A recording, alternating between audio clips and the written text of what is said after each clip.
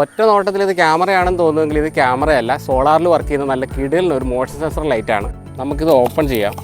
Open ചെയ്ത് കഴിഞ്ഞാൽ ഇതാണ് ഐറ്റം. കറക്റ്റ് ക്യാമറ പോലെ തന്നെ ഇരിക്കുകയും ചെയ്യും, എന്നാൽ ക്യാമറയല്ല. അപ്പോൾ ഇത് വാൾ മൗണ്ട് ചെയ്യാവുന്ന ടൈപ്പാണ്. ഇതിന് ടോപ്പിലാണ് ഇതിൻ്റെ സോളാറൊക്കെ വരുന്നത്. സോളാർ ഇവിടെയുണ്ട്.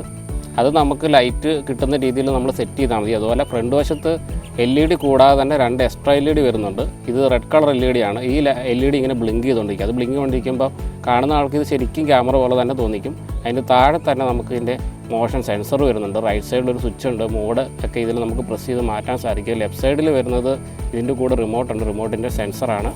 ഇതാണ് ഇതിൻ്റെ റിമോട്ട് വരുന്നത്. സിമ്പിളായിട്ടുള്ള റിമോട്ടാണ്. ഇതിൽ നമുക്ക് മോഡ് സെറ്റ് ചെയ്യാനും എല്ലാം പറ്റും. ഓഫ് ചെയ്തിടാനും ഓണാക്കി ഇടാനും ഒക്കെ പറ്റും. വാൾ മൗണ്ട് ചെയ്യാനുള്ള സ്ക്രൂസും കാര്യങ്ങളൊക്കെ ഇതിലുണ്ട്. ഗ്രിപ്പും സ്ക്രൂവും ഈ സ്റ്റാൻഡ് ഫിറ്റ് ചെയ്യാനുള്ള സ്ക്രൂ ഒക്കെ ഇതിലുണ്ട്. അതുപോലെ തന്നെ ഇതിൻ്റെ കൂടെ ഒരു മാനുവലുണ്ട്. മാനുവൽ നോക്കിക്കഴിഞ്ഞാൽ റിമോട്ടിൻ്റെ ഇതിൻ്റെ സെറ്റപ്പുകളെല്ലാം ഇതിലുണ്ട്. മൊത്തം നമുക്ക് വരുന്നത് 72 SMT LEDകളാണ് ഇതിനകത്ത് വരുന്നത്. നമുക്കിവിടെ സ്വിച്ചിൽ പ്രസ് ചെയ്ത് കഴിഞ്ഞാൽ സംഭവം ഏകദേശം ഓണായി വരും. രാത്രിയിൽ നമുക്ക് നല്ല വെളിച്ചം കിട്ടും.